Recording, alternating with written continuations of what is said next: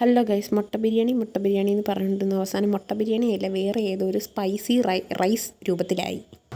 Hello guys, ഇന്നൊരു തട്ടിക്കൂട്ട് മുട്ട ബിരിയാണി ഉണ്ടാക്കാം. മുട്ട ബിരിയാണി ഞാൻ ഇതുവരെ എൻ്റെ ജീവിതത്തിൽ ഉണ്ടാക്കിയിട്ടില്ല, പക്ഷേ ട്രൈ ചെയ്ത് നോക്കാം. വലിയ സാധനങ്ങളൊന്നുമില്ല, സവാള മാത്രമുണ്ട്, പിന്നെ നുള്ളിപ്പറക്കിയ 2-3 പച്ചമുളക് കിട്ടും. 2-3 കിട്ടുമെന്ന് എനിക്കറിയത്തില്ല. പിന്നെ മുട്ട വേണം മുട്ട ബിരിയാണിക്ക്. പിന്നെന്താ, ഇത്രയൊക്കെ വേണം. തക്കാളി ഇല്ല, ബാക്കി ഇത്രയൊക്കെ പോരെ.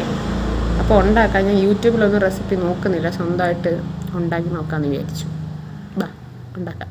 ഉള്ളി കുറച്ചൊന്ന് വറുത്തെടുക്കുവാണ്. ഒരു ഉള്ളി എണ്ണ ഒഴിച്ചു, പിന്നെ സ്പൈസസ് ഒക്കെ ഇട്ടു, വെള്ളം ഇട്ടു, ഇനി കറിവേപ്പില, ഇഞ്ചി, വെളുത്തുള്ളി, പച്ചമുളക്, കറിവേപ്പില ചതച്ചത്, മുളക് പൊടി, മല്ലിപ്പൊടി, ചിക്കൻ മസാല, മഞ്ഞൾപ്പൊടി, ഇതെല്ലാം ഇടുക. എല്ലാം ആക്കിയിട്ട് മറ്റേ ജീരകശാല അരി ഇട്ടു. ഇനി ആവശ്യത്തിന് വെള്ളം ഒഴിക്കുക, ഉപ്പിടുക, അടച്ചു വെക്കുക, വേവിക്കുക. സംഭവം റെഡി. അങ്ങനെ ഇളക്കി എല്ലാം വിസിലൊക്കെ ഇട്ട് ഞാൻ 1 ഗ്ലാസ് അരിക്ക് 2 കപ്പ് വെള്ളമാണ് എടുത്തത്. അപ്പോൾ നമ്മുടെ ബിരിയാണി ഇവിടെ റെഡിയായി. മുട്ട ബിരിയാണി റെഡിയായി. കുറച്ച് മുട്ടയും ഇട്ടിട്ട് കഴിച്ചു നോക്കാം.